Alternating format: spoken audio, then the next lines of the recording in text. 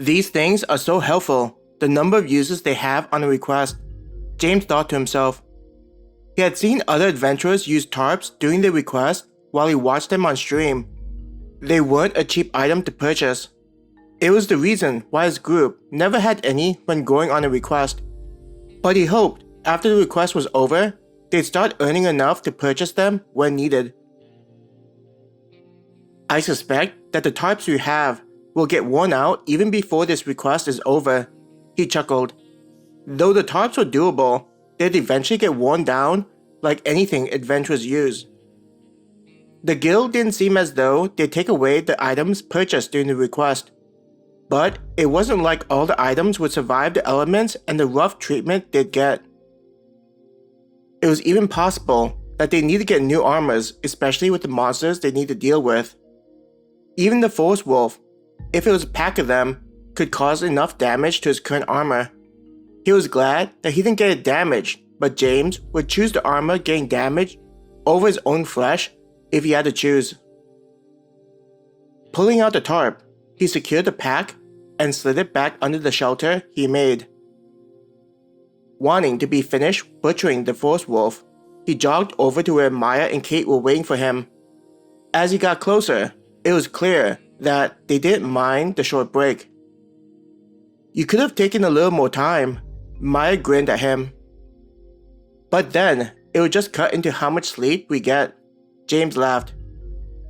"We also need to take our turn guarding the camp," Kate added, reminding them of the duty they still had. Maya groaned. "Could we just go back to the guild? I just want to sleep for a couple of days. I mean, we didn't even get a break after we finished our previous request before getting this one," she complained. Though Maya was complaining about how much they worked, it was obvious that she didn't actually mean any of her words.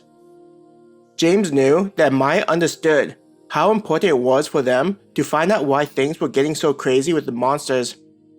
There were a lot of people depending on them to succeed, not just Forest City. James opened up the tarp and lay it next to where they were working. "Sorry, Kate. You'll need to move a little," James said. "I feel like I'm being unfairly treated," Kate pouted at James before shaking her head with a smile. "I get that you're just making things easier for Maya. I know how this works," she teased. Maya blushed at Kate's comment as she began to cut up the monster and toss the chunks onto the tarp, which was positioned between her and James. Raising both hands to Kate, James made a motion as though saying, "What would you have me do?" "You could have been the gentleman and put it between Maya and me," Kate retorted at James's helpless hand motion. "But then I need to move," James laughed as he began to cut up the monster.